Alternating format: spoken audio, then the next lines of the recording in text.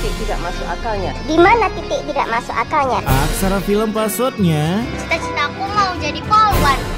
Hai guys, kali ini gue akan membawakan sebuah kisah tentang tutorial cara berjualan tahu. Karena dengan menggunakan formalin 2 drijen dijamin pembeli auto kelengar-kelengar yang berujung kalian akan mendapatkan titah berupa baju Shopee. Eits, tapi tenang, di Wakanda pakai uang semua beres cuy. Oke, tanpa berlama-lama di pinggir jurang, mari kita gaskan. Sebelum terbentuknya badan pom bensin, ada seorang penjual tahu bernama Dani yang tiap hari harus goes mendorong sepedanya untuk menawarkan tahunya. Bu, beli tahunya bu? Enggak apa, udah beli tadi pagi dari Pak Kadir. Sayangnya tak ada satupun orang yang beli, bahkan sampai hari berganti warna, tahu-tahu milik Dani masih tetap utuh tanpa di check out oleh customernya sama sekali. Aku kan nanyanya baik, banyak atau sedikitnya Mas kasih ke aku tetap bersyukur kok. Anjas, yang gini-gini nih perlu mendampingi para koruptor. Keesokan harinya tahu-tahu milik Dani pun mengalami kebusukan karena dengan gobloknya kagak dimasukin ke kulkas, dibiarin menggantung di sepeda ontel peninggalan Belandanya. Alhasil Dani pun langsung marah ketika melihat Rani ingin memusnahkan tahu-tahu tersebut yang padahal tujuannya agar para pembeli kagak wasted massal, sedangkan yang selamat agar tak memberi rating bintang 1. Kamu lihat aja ya, mereka pasti masih mau beli. Si Bambang jualan tahu seger aja kagak laris, apalagi tahu expired anjing. Di hari itu juga si Dani mulai berjualan tahu lebih awal agar rezeki kagak dipatok orang lain. Dimana ketika Dani mendapatkan pelanggan, ia malah mendapatkan kritikan dari pelanggannya yang melihat tahunya kagak seger. Kok gitu sih Pak? Tahunya kan ini busuk, masih aja dijual. Jualan tahu busuk ke emak-emak yang level mengkritik makanannya di atas rata-rata, apalagi soal nawar beuh. Seperti biasa, Dani berjualan tahu sampai larut malam, yang kemudian nongki di warung Bu Judas sambil menonton TV acara tentang kasus Wakanda peringatan darurat. Parah sekali ya, kenapa ada orang kok tega? Tega lah demi kepentingan utama, memperkaya keluarga is number one bosku. Ketika siarannya diganti, Dani pun melihat berita mengenai formalin. Ini presenter ngeliput di mana dah? Ia membuat Dani menunjukkan kesenyumannya karena ingin meniru tutorial berjualan menggunakan formalin agar cuan gacor bahan baku bisa tahan sampai Wakanda bertemu dengan Megatras. Nah, saat sampai di rumah kebetulan istrinya menghilang dari line, pergi ke rumah orang tuanya untuk meminta warisan berharap dikasih buat modal nyalek pilgub. Hasil kini Dani makin gacor melakukan eksperimennya di rumah tanpa ketahuan, yang entah ini Babang belajar di mana cara mencampurkan formalin dengan tahu. Padahal di zaman setelah Megalodon punah ini belum ditemukan internet apalagi YouTube dan juga Yandex. Kemudian besoknya si Dani mengintai salah satu pedagang tahu untuk menaburkan daki-daki di tangannya yang udah dipakai garuk-garuk titit semalaman, yang pastinya ini akan membuat para mama auto emosi. Istirahat dulu capek udah keliling kampung nih. Pak Kadir, tahunya masih ada? Yaudah saya borong semua ya Pak. Anjing, borong tahu kagak masuk akal cuy. Baru kali ini gue lihat ada orang borong tahu setoples rengginang gede.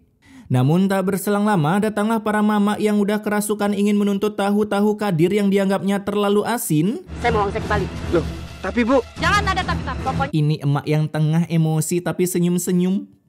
Nasib rekrut NPC abal-abal. Di sana Kadir terpaksa mengembalikan uang-uang mereka padahal tahunya udah meet and greet dengan usus besar mereka alias udah dimakan, geblek emang. Dan kejadian ini pun dilihat oleh Dani yang kemudian menawarkan tahu-tahunya ke trio emak-emak kagak jelas ini. Kalau saya mah dijamin enak. Cobain. Sok atuh. Lah, dilahap anjing. Bu, aduh, disuruh coba belilah, bukan coba makan. Di sana mereka pun pada beli 1 bungkus termasuk tahu yang udah dihap oleh emak ini. Dan ketika transaksi ala-ala kartel selesai, Dani pun lewat menyapa Kadir. Pak Kadir. Ya dan. Tapi sedikit memberikan sentuhan, makanya gerobaknya nyungsep. Dimana dengan otot segede itu, si Kadir bisa-bisanya masih kalem, yang padahal bisa mengajak Dani baku hantam karena gerobaknya jatuh akibat ulahnya. Gua jadi Kadir udah gue lempar sepeda Dani ke sawah orang. Insyaallah tahu saya Dan. Tolong bantu Dan. Kapan-kapan deh saya bantuin. Ya udah. Top orang paling sabar di dunia cuy.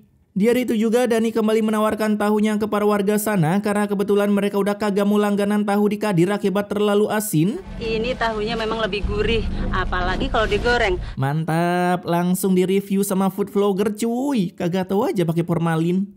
Setelah direview oleh food vlogger, para warga semakin percaya dengan tahu milik Dani. Bahkan mereka entah kerasukan apa ketika beli tahu. Saya beli 20 ya. Oke, siap. Saya borong 30 ya. Boleh. Buset, mau masak pakai sekebon apa gimana tuh? Hasil kini usahanya dalam berjualan tahu berformalin berbuah manis, anjas full merah-merah cuy uangnya. Yang sekarang Dani memiliki inovasi baru membuat pabrik tahu agar cuman tahunya doang yang bisa bertahan sampai Wakanda Raya bebas dari korupsi. Yo, tidak mungkin, berarti awet selamanya ini tahu. Keesokan harinya Dani datang ke pasar buat check out barang langka. Mau beli formalin 2 drigen. Kagak main-main cuy, makanya 2 drigen yang makan auto awet muda. Karena Mak ini kagak curiga, ia pun membiarkan Dani membeli formalinnya, apalagi diberikan harga lebih oleh Dani yang kemudian Dani langsung mengolah formalinnya itu dengan tahu-tahu buatannya. Para warga auto klenger-klenger makan formalin 2 drigen. Setelah tahunya jadi, Dani pun mendistribusikan tahunya ke pedagang kaki permanen mulai dari dagang bubur rawa rontek sampai ke nasi padang. Berapa nih, Pak? 500.000 aja. Buset, 500.000 tahu kagak ada 1 kresek. Kemahalan gue. Di sisi lain akhirnya Rani pun udah kembali pulang ke rumah karena tak berhasil mendapatkan warisan untuk ikutan pencalonan pilgub. Dimana kini ia kaget pulang-pulang udah melihat suaminya buka warung. Ditinggal 2 hari udah buka warung aja. Namun sesudahnya gacor, Dani pun malah melarang istrinya untuk memberi sedekah untuk orang tuanya yang pelit dan suka mengerosting Dani ketika masih bujangan. Dulu dia sering ngatain aku, tukang tahu miskin. Nah itu dia, sakitnya itu. Jadinya Rani yang tak berdaya, ia pun hanya bisa mengikuti perintah suaminya daripada kagak diberikan jatah bulanan, apalagi kondisi mereka belum memiliki anak, jadi belum memiliki pewaris bagi keluarganya. Setelah Rani pulang, ia pun melihat sebuah drigen di dapur yang dikira pelembut pakaian, tapi seketika Dani mengamankannya sebelum cangkem istrinya mengeluarkan demek tua pengumuman sekolah. Nah 3 bulan pun berlalu, kini Dani udah memperkerjakan anak buahnya layaknya kerja rodi, anjas ada bobon. Ayo kerja yang benar. Cuman kurang dipecut aja sih, itu udah kayak budak Firaun.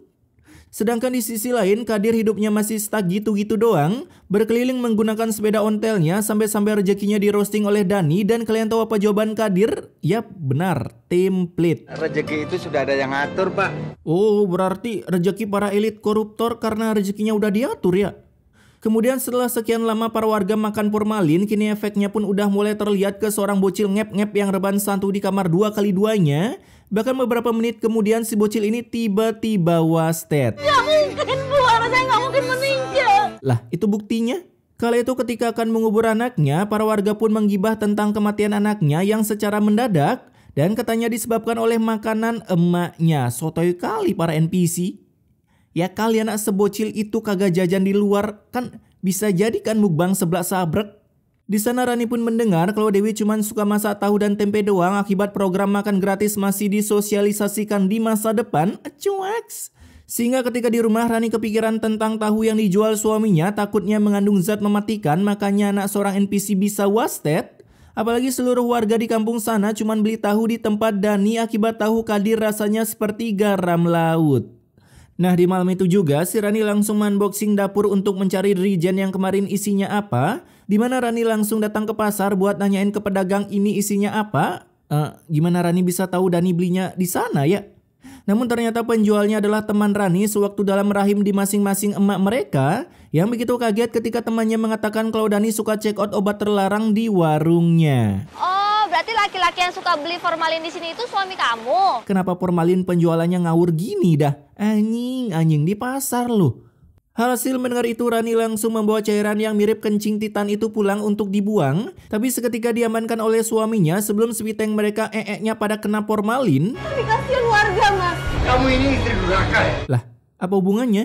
Yang berujung Rani langsung diberikan tutur oleh begundal suaminya yang ngebet ingin berjualan tahu berspek formalin. Keesokan harinya Kadir udah bisa memiliki kios sendiri meski di emperan jalan. Saya beli 20.000. Oh ya, bisa. Kagak pernah dikit beli tahu cuy, beli 5.000 aja udah kenyang. Dan tak berselang lama Rani pun datang yang langsung dicegat oleh Kadir untuk meminta ngomong 4 mata. Nanti kita ngobrol di tempat lain aja. Ya, bisa ya Bu ya? Mendengar itu Rani langsung mengiyakannya dan diajaklah ngobrol di warung nasi padang layaknya orang dinner meski cuman mesen teh anget.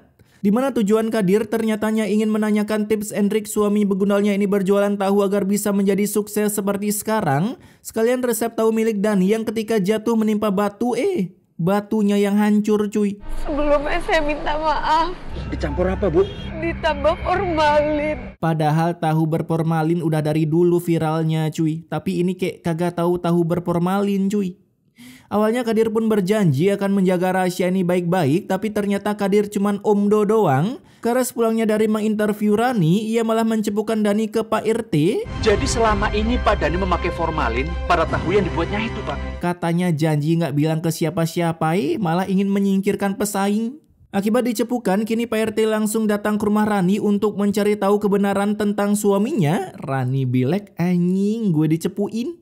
Alhasil Rani pun tak bisa menceritakan semuanya karena ada begundal suaminya di rumah, takut nanti malah terjadi KDRT keseruan dalam rumah tangga. Namun ternyata percakapan Pak RT didengar oleh Dani yang langsung keluar untuk marah-marah. Siapa yang ngasih tau Bapak seperti itu?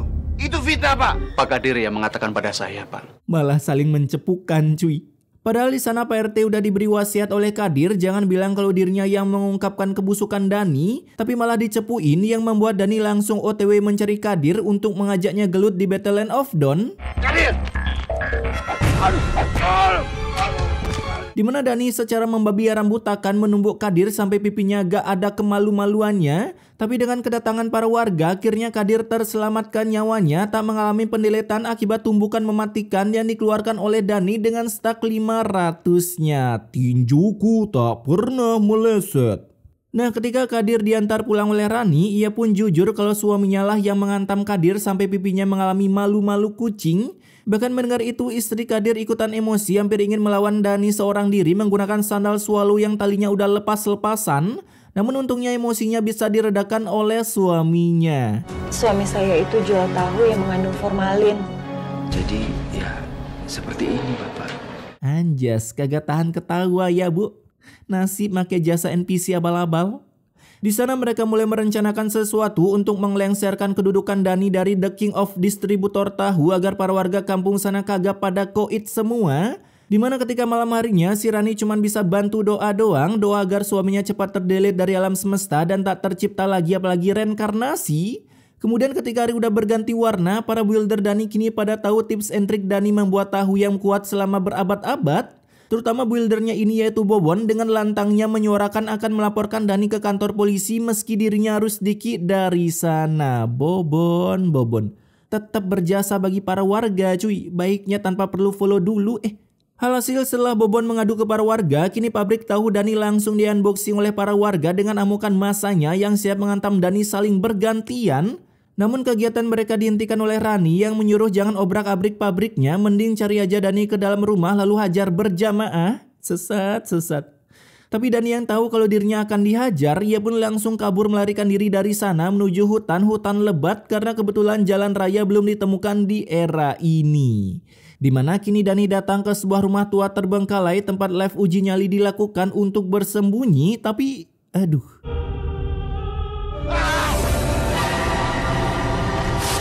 Dikasih badan bisa muter malah jalan mundur. Kala itu para warga pun mendengar suara minta lontong dari Dani yang ketika ditelusuri, rupanya Dani udah jatuh ke sebuah sumur tua yang full ada pacet dan juga lintah. Buset dah, mana airnya hitam banget lagi. Di sana mereka bukannya menolong, yang ada malah menyemangati Dani. Saya juga kesal sama nih orang. Biarin aja. Rasain. Bahkan ketika Pak RT dan Rani datang, para warga masih kesurupan dajal karena mereka kagak mau ngebantu Dani keluar dari sana. Dia itu ketulas sama perbuatannya. Biar mati sekalian. Ini yang begundal Dani apa NPC sih? Untungnya dengan cara memelas dari wajah Rani, para warga pun akhirnya hatinya luluh untuk mengeluarkan si Dani beban dari sumur yang udah tercipta sebelum NKRI merdeka. Sumur yang tahu banyak sejarah nih cuy. Dengan menggunakan tali sapi, di daerah gue namanya gitu sih. Si Dani pun langsung ditarik keluar karena cuman ini satu-satunya usaha mereka yang kebetulan damkar lagi sibuk ngurusin mahasiswa yang lagi bakar ban. Tapi sanyasa Dani diangkat dibawa naik, surprise. Kaki Dani pun tiba-tiba hilang seperempatnya yang entah karena apa. Mana ada kaki buntung kagak berdarah cuy. Nah ketika dibawa ke rumah sakit, aduh, kalian tahu apa kata-kata dokter? Ini asli sih, dokter magang cuy. Sekarang potongan kakinya ada di mana? Saya nggak tahu. Malah nanyain potongan kaki, anjing, emang mau disambung? Di sana Bu Dokter pun berinisiatif menyambung kaki Dani, itu pun kalau ada sisa kakinya yang hilang. Tapi karena potongannya udah lenyap dari bumi, sang dokter pun mengatakan kalau luka kakinya terkena infeksi radang kaki yang membuat Dani sekarang mulai sinting. Dimana karena terlalu sinting, Dani pun malah jatuh nyungsep ke lantai yang membuatnya harus meregang nyawa. Buset, seriusan itu telinga udah ada stetoskop malah pakai jari buat ngecek nadi. Aduh. Terus guna alat apaan, Dok?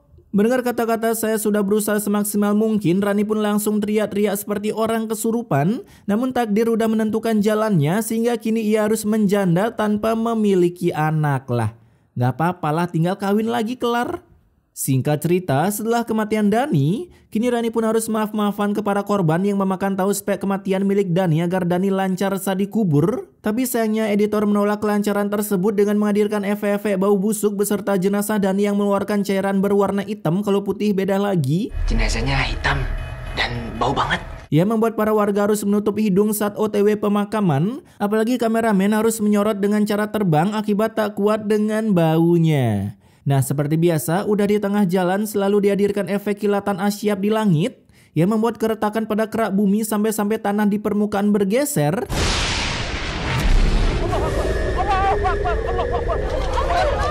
Efek apaan? Coba ini daun-daun terbang 2 bit. Namun akhirnya mereka bisa melewati semua ini hingga sampai di pemakaman meski jalannya harus dihibur menggunakan efek gempa megatrust. Anjas, retakannya begitu mematikan cuy. Di sana para warga harus nyemplung hampir ke dasar inti bumi. Pak RT, tolong ambil jenazah suami saya, Pak RT. Lah, dikira Pak RT Superman. Tapi untung mereka berhasil keluar dari inti bumi menggunakan tali sapi. Sedangkan kerandanya harus tertinggal di sana akibat tak kuat mengangkat dosa Dani terlalu berat. Sehingga Dani pun harus terkubur mati-mati. Karena retakannya tiba-tiba menyatu dan mereka semua tak bisa mengobor sampai bawah mencari keranda Dani akibat kurangnya alat canggih yang bisa mengobor sampai ke inti bumi. Dan film pun tamat. Oke, pesan immortality-nya di sini, terkadang rezeki memang udah ada yang ngatur, jadi kita tinggal usahakan kerja keras, biarkan Tuhan yang menentukan seberapa banyak pantasnya rezeki yang datang untuk kita. Bukannya seperti Dani yang menolak rezeki udah ada yang ngatur, makanya ia berbuat sebuah kebegunalan dengan mendatangkan rezeki dengan cara kotor. Dan ingat, apapun yang didapat dari cara kotor maka hilangnya begitu instan, seperti kalian mencuci pakaian yang ada noda membandelnya menggunakan rinso cair anti noda. Oke, gua Wisnu, stay wakwa guys.